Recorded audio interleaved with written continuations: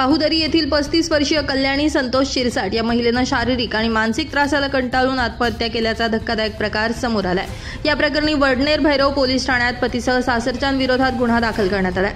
सुभाष दगू जाधव वय 53 राहणार गोहरण तालुका चांदवड यांनी दिलेल्या फिर्यादीनुसार कल्याणी संतोष शिरसाट वय 35 राहणार बहादुरी तालुका चांदवड हिचे 2014 रोजी संतोष दत्तात्रय शिरसाट यांच्यासोबत विवाह झाला। 19 मे 2014 पासून ते 19 जुलै 2025 पर्यंत कल्याणी हिला तिच्या पती आणि सासरच्या मंडळींनी वेळोवेळी विविध कारणांमुळे मानसिक आणि शारीरिक त्रास दिला।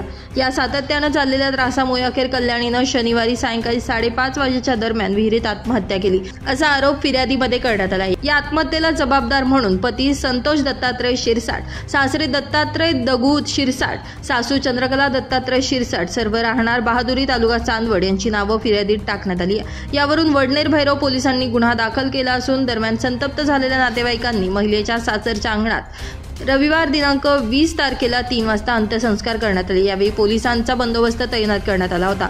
कल्याणीच्या अंत्यविधीला पती, सासरा आणि सासू उपस्थित नव्हते। यावेळी कल्याणीचे 10 वर्षांचा मुलगा युग आणि 3 वर्षीय मुलगी अनुश्री उपस्थित होते। या गुन्ह्याचा तपास पोलीस उपनिरीक्षक A.B. पवार करत आहेत। या घटनेमुळे पंचक्रोशीतील गावात हळहळ व्यक्त केली जाते।